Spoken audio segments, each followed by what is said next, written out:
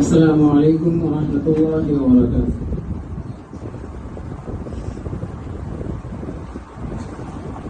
অন্ধকার আয়োজিত আগানগর ইউনিয়নের আজকের মহাসম্মেলনের সম্মানিত সভাপতি ও প্রধান অতিথি এবং আমার সামনে উপবিষ্ট এক ঝাঁক ইসলাম প্রেমী ছাত্র ভাইয়েরা, সকলকে ক্যানিগঞ্জ দক্ষিণ থানার পক্ষ থেকে আন্তরিক শুভেচ্ছা ও অভিনন্দন।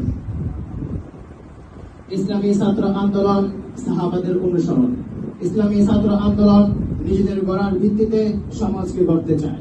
ইসলামী ছাত্র আন্দোলন এদেশে ইসলামী হুকুমত প্রতিষ্ঠা করতে চায়।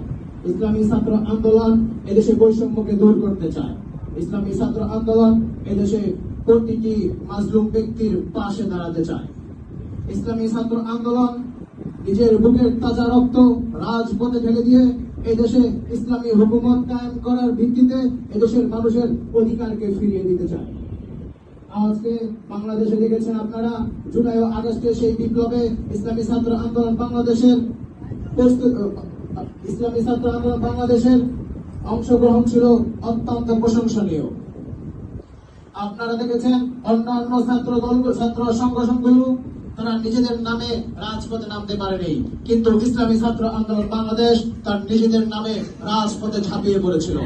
ইসলামী ছাত্র আন্দোলনের বহু কর্মী শহীদ হয়েছেন, বহু সদস্য আহত হয়েছিলেন।